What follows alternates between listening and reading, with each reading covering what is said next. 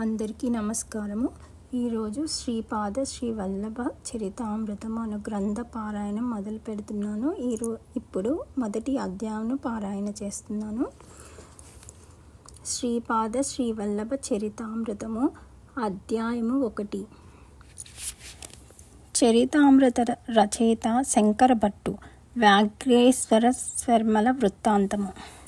శ్రీ మహాగణపతికి, శ్రీ మహాసరస్వతికి, అస్మద్గురు పరంపరకు, శ్రీకృష్ణ భగవానునికి, సమస్త దేవీ దేవతా గణములకు ప్రణామాంజలులు సమర్పించి, శ్రీమద్ అఖిలాండ కోటి బ్రహ్మాండ నాయకుడైన శ్రీ దత్త ప్రభువు యొక్క నవావతరణ శ్రీపాద శ్రీవల్లభుల వారి వైభవమును వర్ణింపదలచినాను.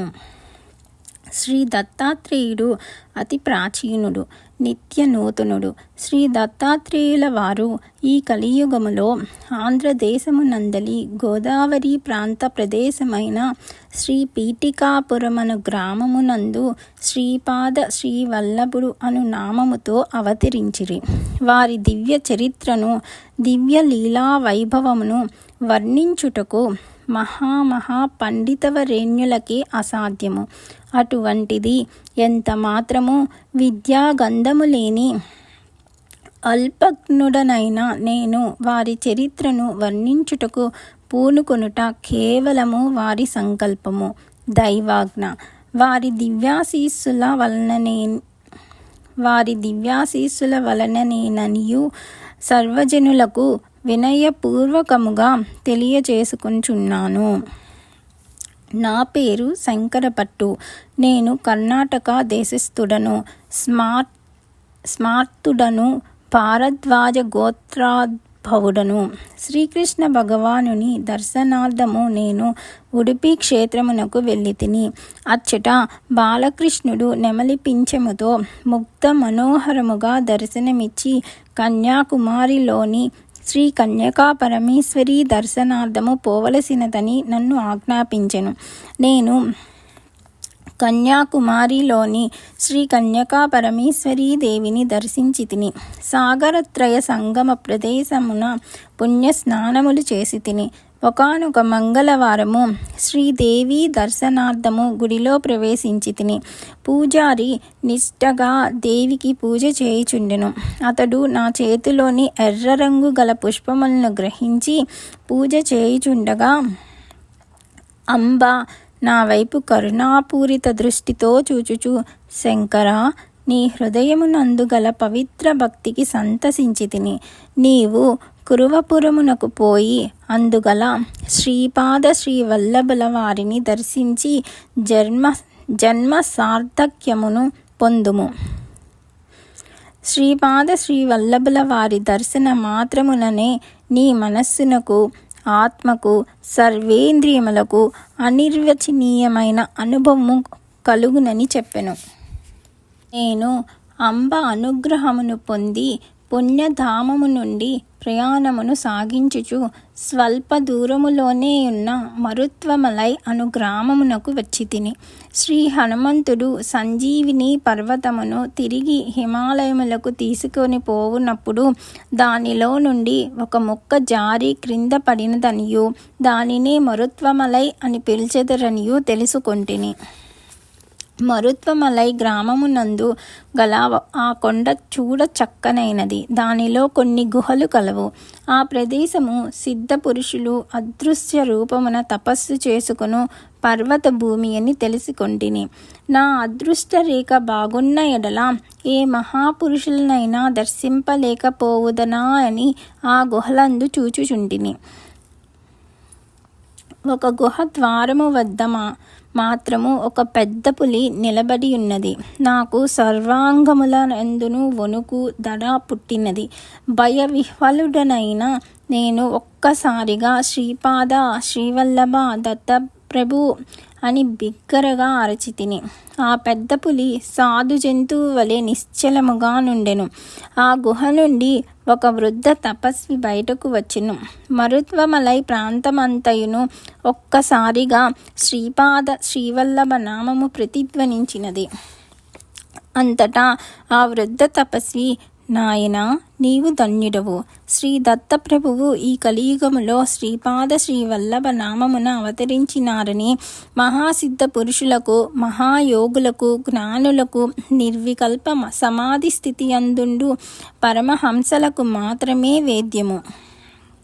నీవు అదృష్టవంతుడవు కావుననే ఇచ్చటకు రాగలిగితివి. ఇది తపోభూమి, సిద్ధభూమి. నీ కోరిక సిద్ధించును. నీకు తప్పక శ్రీవల్లభల దర్శన భాగ్యము కలుగును. ఈ గృహద్వారము వద్దనున్న ఈ పెద్ద పులి ఒక జ్ఞాని. ఈ జ్ఞానికి నమస్కరింపుము అని వచించెను. అంతటా నేను పెద్ద పులి రూపములోనున్న ఆ జ్ఞానికి నమస్కరించి తిని. వెంటనే ఆ పెద్ద పులి ఓంకారమును చేసినది. ఆ ధ్వనికి మొత్తం మరుత్వమలై అంతయును ప్రతిధ్వనించినది. సుశ్రావ్యముగా శ్రీపాదరాజం శరణం ప్రపత్యే అని ఆలాపించినది. నేను ఈ వింత దృశ్యమును పరికించుచుంటిని. పెద్ద పులి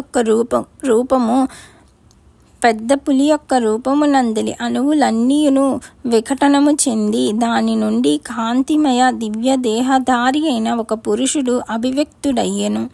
ఆ దివ్య పురుషుడు వృద్ధ తపస్వికి నమస్కరించి ఆకాశ మార్గమున కాంతిదేహముతో వెడలిపోయెను. నా ఎదుటనున్న వృద్ధ తపస్వి మందహాసము చేసెను. నన్ను గుహలోనికి రమ్మని ఆహ్వానించెను. నేను మౌనముగా గృహలోనికి ప్రవేశించి తిని. వృద్ధ తపస్వి నేత్రయుగ్మము నుండి కరుణారసము ప్రవహించుచుండెను. కేవలము తన సంకల్ప ప్రభావముచే అతడు అగ్నిని సృజించెను. ఈ దివ్యాగ్నిలో హుతము చేయుటకు కావలసిన పవిత్ర ద్రవ్యములను, కొన్ని మధుర పదార్థములను, పండ్లను సృజించెను. వైదిక మంత్రోచ్చారణ చేయుచు అతడు ఆ పదార్థములను ఆ దివ్యాగ్నిలో హుతము చేసెను. ఆ వృద్ధ తపస్వి లోకములో యజ్ఞ యాగాది సత్కర్మలన్నీయూ లుప్తమైపోవుచున్నవి. పంచభూతముల వలన లబ్ధి పొందిన మానవుడు పంచభూతాత్మకమైన దైవమును విస్మరించుచున్నాడు. దేవతా ప్రీతికరముగా యజ్ఞములు సలుపవలెను. యజ్ఞముల వలన దేవతలు సంతుష్టి చెందెదరు. వారి అనుగ్రహము వలన ప్రకృతి అనుకూలించును. ప్రకృతిలోని ఏ శక్తి విజృంభించినను మానవుడు మనజాలడు. ప్రకృతి శక్తులను శాంతింపచేయకున్న అరిష్టములు సంభవించును. మానవుడు ధర్మ మార్గమును విడనాడిన ఎడల ప్రకృతి శక్తుల వలన ఉపద్రవములు కలుగుచుండును. లోకహితార్థము నేను ఈ యజ్ఞమును చేసి తిని. యజ్ఞమనగా కలయిక. అదృష్టవశమున నీవు ఈ యజ్ఞమును చూచితివి. యజ్ఞఫలముగా నీకు శ్రీ దత్తావతారులైన శ్రీపాద శ్రీవల్లభ దర్శనము కలుగును. ఇది చాలా అలభ్య యోగము. అనేక జన్మల నుండి చేసుకున్న పుణ్యమంతయును ఒక్కసారిగా ఫలితమివ్వనారంభించి ఇటువంటి అలభ్యమైన యోగమును కలిగించును అని వచించెను. నేను ఆ మహాపురుషునికి నమస్కరించి, సిద్ధవరేణ్య, నేను పండితుడను కాను, యోగిని కాను, సాధకుడను కాను, అల్పజ్ఞుడను. నా యందు పరిపూర్ణ కటాక్షముంచి నాకు గల సందేహముల నివృత్తి చేయవలసినదని కోరితిని. అందులకు ఆ వృద్ధ తపస్వి సమ్మతించిరి. అంతటా నేను, సిద్ధవరేణ్య, నేను శ్రీ కన్యకా పరమేశ్వరీ మాత దర్శనము చేసుకున్నప్పుడు అంబ నన్ను శ్రీపాద శ్రీవల్లభుల దర్శనము కొరకు కురువపురమునకు పొమ్మని చెప్పినది. ఇక్కడ తమ దర్శనము వ్యాఘ్రరూపములో ఉన్న మహాత్ముల వారి దర్శనము కలిగినది. ఇంతకు వ్యాఘ్రరూప మహాత్ములు ఎవరు? అసలు శ్రీపాద శ్రీవల్లభులు ఎవరు? ఈ నా సంశయములకు ఉత్తరమొసంగి నన్ను ధన్యుల చేయవలసినదని ప్రార్థించి తపస్వి ఇట్లు చెప్పనారంభించును. నాయనా, ఆంధ్రదేశమునందు గోదావరి మండలమునందు అత్రి మహర్షి తపోభూమిగా ప్రసిద్ధిగాంచిన ఆత్రేయపురమను గ్రామమునందు శ్రోత్రియమైన కాశ్యప గోత్రమునందు ఒక బ్రాహ్మణుడు జన్మించెను. అతనికి తల్లిదండ్రులు వ్యాఘ్రేశ్వర శర్మ అని నామకరణము చేసిరి. తండ్రి మహాపండితుడైనను అతడు మాత్రము పరమసుంఠ అయ్యను. విద్యాభ్యాసము ఎంతకాలము చేసినను సంధ్యావందనము కూడా చేయజాలడయ్యను. వ్యాఘ్రేశ్వర శర్మ అహంభో అభివాయే అని మాత్రము అనుచుండెను. తోటివారు పలుకు సూటిపోటి మాటలకు అతడు కలత చెందెను. తల్లిదండ్రుల అనాదరణ కూడా ఎక్కువయ్యెను. హిమాలయములందు మహాతపస్సులుందురనియు వారి కరుణా కటాక్షముచే ఆత్మజ్ఞానము సిద్ధించుననియు అతడు వినియుండెను. తెలదానములు పట్టుటకును అభావమేర్పడినప్పుడు ఆబ్దీకములకు పోవుటకును తప్ప ఎవరునూ అతనిని పిలవకపోవుట వలన అతనిలో ఆత్మన్యూనతా భావం ఏర్పడెను. ఒకానొక బ్రాహ్మీ ముహూర్తమున అతనికి స్వప్న దర్శనమైనది. ఆ స్వప్నమందు దివ్యమైన కాంతితో విరాజిల్లుచున్న ఒక దివ్య శిశువు కనిపించెను. ఆ శిశువు నభోమండలము నుండి భూమి మీదకి దిగి వచ్చుచుండెను. వాని శ్రీ చరణములు భూమిని తాకగనే ఈ భూమండలమంతయు దివ్య కాంతితో నిండిపోయెను. ఆ దివ్య శిశువు వ్యాఘ్రీశ్వర శర్మ వైపునకు నెమ్మదిగా అడుగులు వైచుచూ వచ్చి నేనుండగా నీకు భయమెందులకు? ఈ గ్రామమునకును నాకును రుణాను సంబంధము కలదు. రుణానుబంధము లేనిదే సునకమైనను మన వద్దకు రాజాలదు. నీవు హిమాలయ ప్రాంతమైన బదరీకారణ్యమునకు పొమ్ము, నీకు శుభమగును అని పలికి అంతర్ధానమయ్యెను. వ్యాఘ్రేశ్వర శర్మ బదరీకారణ్యమునకు చేరెను. మార్గమధ్యమున అతనికి అయాచితముగా భోజనము సిద్ధించుచుండెను. అయితే అతడు బయలుదేరినది మొదలు ఒక కుక్క అతనిని అనుసరించి వచ్చుచుండెను. కుక్కతో పాటు అతడు బదరికారణ్యములో సంచరించసాగెను.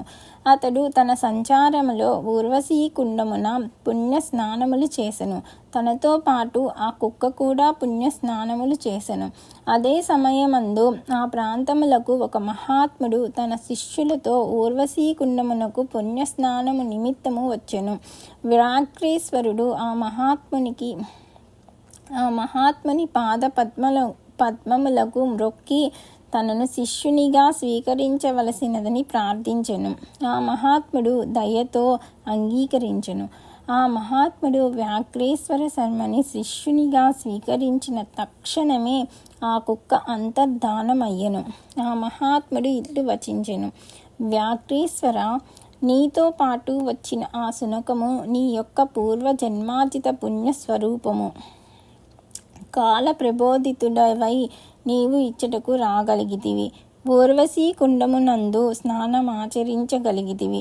నరనారాయణుల తపోభూమికి ఆకర్షింపబడితివి. ఇదంతయును శ్రీపాద శ్రీవల్లభుల అనుగ్రహము సుమీ అని పలికెను. వ్యాఘ్రేశ్వరుడు వినమితాంగుడై, గురుదేవా, శ్రీపాద శ్రీవల్లభులు ఎవరు? వారికి నాయందు అనుగ్రహం ఎట్లు కలిగినది అని ప్రశ్నించెను. నాయనా, శ్రీపాద శ్రీవల్లభులు సాక్షాత్తు దత్తప్రభువులు. త్రేతాయుగమునందు భరద్వాజుడను మహర్షి సవితృకాటక చైనము అను గొప్ప యజ్ఞమును శ్రీ పీఠికాపురమునందు నిర్వహించెను. దానికి శివపార్వతులను ఆహ్వానించెను. భరద్వాజునకు ఇచ్చిన వరము ప్రకారము భారద్వాజ గోత్రమునందు అనేక మంది మహాత్ములు, సిద్ధ పురుషులు, జ్ఞానులు, యోగులు అవతరించినట్లును, సవితృకాటక చైనము శ్రీ పీఠికాపురమున జరిగినట్లును పైంగ్య బ్రాహ్మణము నందు చెప్పబడినది. దేశమునందలి ఇతర భాగములందు లుప్తములైనను కల్కి అవతార భూమి అయిన సంబల గ్రామమునందు పైంగ్య బ్రాహ్మణమును సాంద్ర సింధు వేదమును అతి భద్రముగా కాపాడబడి ఉన్నవి. కలియుగము అంతమై సత్యయుగము వచ్చినప్పుడు శ్రీ దత్తావతారమూర్తి అయిన శ్రీపాద శ్రీవల్లభులు శ్రీ పీఠికాపురమునకు భౌతిక రూపములో వచ్చెదరు. అనేక జన్మములలో చేసిన పాపములు క్షీణదశకు వచ్చినప్పుడు పుణ్యకర్మముల ప్రారంభించినప్పుడు మాత్రమే దత్తభక్తి కలుగును. దత్తభక్తిలో పరిపూర్ణత సిద్ధించినప్పుడు ఏ యుగమునందైనను ఏ కాలమునందైనను శ్రీపాద శ్రీవల్లభులు భౌతిక రూపములో దర్శనము, స్పర్శన, సంభాషణ భాగ్యమునిచ్చెదరు. నీ పూర్వజన్మ పుణ్యకర్మ బలీయంగా ఉన్న కారణము చేతనే శ్రీపాద శ్రీవల్లభుల వారి అనుగ్రహము నీ పైన కలిగినది. నేను నా గురుదేవులైన మహావతార బాబాజీ దర్శనార్థము పోవుచున్నాను. తిరిగి సంవత్సర కాలమునకు వచ్చెదను. మీరు మీకు నిర్ణయించబడిన గుహలలో క్రియాయోగమును అభ్యసించుచు ఆత్మజ్ఞాన సిద్ధికి ప్రయత్నించవలెను అని శిష్యులను ఆదేశించి సంజీవిని పర్వత ప్రాంతమైన ద్రోణగిరికి వెడలిపోయెను. వ్యాఘ్రేశ్వర శర్మ కూడా తనకు నిర్ణయించబడిన గుహలో కూర్చొనెను. గురుదేవులు బోధించిన క్రియాయోగ పద్ధతులు కానీ ఆత్మజ్ఞాన ప్రబోధకములైన మాటలు కానీ అతనికి అవగతము కాలేదు. అతడిట్లు ఆలోచించసాగను. గురుదేవులు నన్ను ప్రేమతో ఒరేయ్ వ్యాఘ్రమా అని పిలిచెడివారు. నా యొక్క గురుబంధువులందరూ వ్యాఘ్రాజినముపై కూర్చుని ధ్యానము చేయుచున్నారు. వ్యాఘ్ర చర్మము ఎంతో పవిత్రమైనప్పుడు, యోగికి ఎంతో లాభము చేకూర్చున్నది అయినప్పుడు వ్యాఘ్రము ఎంత గొప్పది కావలెను. పైగా గురువులు ఆత్మజ్ఞానము కోసము ప్రయత్నించమన్నారు. ఆత్మ అనగా స్వకీయమని కదా అర్థము. ఇతరులతో నాకేమి పని? నా యొక్క పేరు వ్యాఘ్రేశ్వరుడు కావున నా యొక్క ఆత్మ వ్యాఘ్రమే కావలెను. నేను ధ్యానము చేయవలసినది వ్యాఘ్రమునే, అదే నా యొక్క ఆత్మ. నేను వ్యాఘ్ర రూపమును పొందిన ఎడల ఆత్మజ్ఞానమును పొందినట్లే. సంవత్సర కాలము ఇట్టే గడిచిపోయెను. గురుదేవులు ప్రతి గుహ వద్దకు వచ్చి శిష్యుల యొక్క యోగములో వారు పొందిన అభివృద్ధిని గూర్చి పరిశీలించిరి. వ్యాఘ్రేశ్వరుని గృహ వద్ద వ్యాఘ్రేశ్వరుడు లేడు. ఆ గుహలో ఒక వ్యాఘ్రం ఉండెను. శ్రీ గురుదేవులు యోగ దృష్టితో పరిశీలించిరి. వ్యాఘ్రేశ్వరుడు తీవ్రముగా వ్యాఘ్ర రూపమునే ధ్యానము చేయుట వలన ఆ వ్యాఘ్ర రూపమును పొందెనని గ్రహించిరి. వాని నిష్కల్మష హృదయమునకు ఆత్మశుద్ధికి సంతసించిరి. వానిని ఆశీర్వదించి ఓంకారమును నేర్పిరి. శ్రీపాదరాజం శరణం ప్రపద్యే అను దానిని మంత్రముగా వల్లవేయుమనిరి. వ్యాఘ్రేశ్వరుడు తాను పొందిన వ్యాఘ్ర రూపముతోనే కురువపుర సమీపమునకు చేరుకొనెను. కురువపురమునకు చేరుకొనవలెనన్న జలమార్గమున పోవలెను. అప్పుడు కురువపురమునందు తన భక్తజన సందోహముతో నున్న శ్రీపాద శ్రీవల్లభుడు వారితో, నా పరమ భక్తుడు నన్ను పిలుచుచున్నాడు, నేను ఇప్పుడే తిరిగి వచ్చెదను అని పలుకుచూ కాంతిమయ శరీరములో నీటిపై నడవసాగిరి. శ్రీపాద శ్రీవల్లభుల వారు అట్లు నీటిపై నడుచున్నప్పుడు వారు అడుగుపెట్టు ప్రతి చోట ఒక తామర పద్మము ఉదయించుచుండెను. వారు ఈవలి ఒడ్డునకు చేరి శ్రీపాదరాజం శరణం ప్రపద్యే అని అవిశ్రాంతముగా పఠించుచున్న వ్యాఘ్రేశ్వరుని చూచిరి. వ్యాఘ్రేశ్వరుడు శ్రీపాద శ్రీవల్లభుల వారి దివ్య శ్రీ చరణములకు ప్రణమిల్లెను. శ్రీవల్లభులు ఆ వ్యాఘ్రముపై అధిరోహించి నీటి మీద తేలియాడుచు కురువపురమునకు చేరిరి. అందరూ ఆశ్చర్యచకితులై చూచుచుండిరి. దత్త పురాణమును అనుసరించి శ్రీ దత్తాత్రేయుల వారే ధర్మశాస్త్రగా అవతరించిరి. ధర్మశాస్త్ర అనగా హరిహర సుతుడైన ఆ ప్రభువు అయ్యప్ప స్వామిగా అవతరించినప్పుడు దేవేంద్రుడు వ్యాఘ్ర రూపమును ధరించగా వ్యాఘ్రవాహనారూఢులై రాజధానికి వచ్చిరి. శ్రీవల్లభులు సాక్షాత్తు ధర్మశాస్త్రయే అని కొందరు భావించిరి. అంబ సింహవాహిని అయినట్లే వ్యాఘ్రవాహిని కూడా కనుక శ్రీపాద శ్రీవల్లభులు జగన్మాత అభిన్న స్వరూపముని కొందరు భావించిరి. శ్రీవల్లభులు కురువపురం చేరి వ్యాఘ్రము నుండి క్రిందకు దిగగానే ఆ వ్యాఘ్రము అసువులు బాసినది. దాని నుండి దివ్యమైన కాంతితో ఒక మహాపురుషుడు బయల్వెడలెను. అతడు వారిని తన పూర్వజన్మ రూపమైన వ్యాఘ్రము యొక్క చర్మమును వారి ఆసనముగా చేసుకొనవలసినదని ప్రార్థించెను. అందులకు శ్రీచరణులు అంగీకరించిరి. ప్రేమ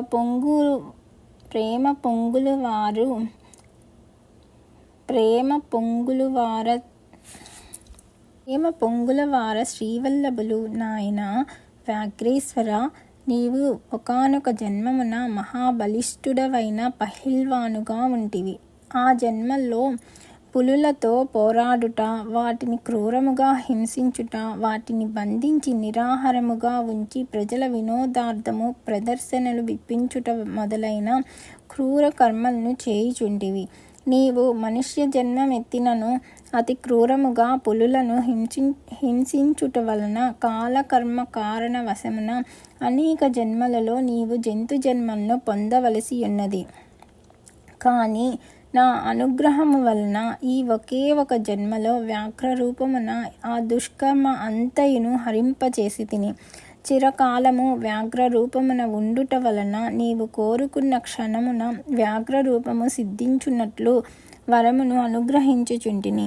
హిమాలయములందు కొన్ని వందల సంవత్సరముల నుండి నా కోసమై తపమాచరించు అనేక సిద్ధ పురుషుల దర్శనాశీస్సులను నీవు పొందెదవు. యోగ మార్గమున నీవు ఉన్నతుడవై ప్రకాశించెదవుగాక అని ఆశీర్వదించిరి. శంకర భట్టు ఇంతకు పూర్వము చూచినది సాక్షాత్తు ఆ వ్యాఘ్రేశ్వరుడే. అతడు హిమాలయముల యందుండును. మహాయోగులు జన సంసర్గమునొల్లరు. అటువంటి వారికి సామాన్య జనుల వలన ఆటంకములు కలగకుండా ఇతడు వ్యాఘ్ర రూపమున కావలి కాయిచుండును. మహాయోగులు పరస్పరము వర్తమానములను తెలియజేసుకొనుటకు భావ ప్రసార రూపమున వీలుండును. వారు తమ నెలవుల నుండి బయటకు రావలసిన అవసరము కానీ వార్తాహరుల అవసరము కానీ లేదు. కానీ వినోదార్థము వ్యాఘ్రేశ్వరుని ద్వారా పరస్పరము వార్తలను పంపుకొందురు. ఇదంతయును శ్రీ దత్త ప్రభువు లీల. శ్రీపాద శ్రీవల్లభులకు జయము జయము. అధ్యాయము 1 సంపూర్ణము.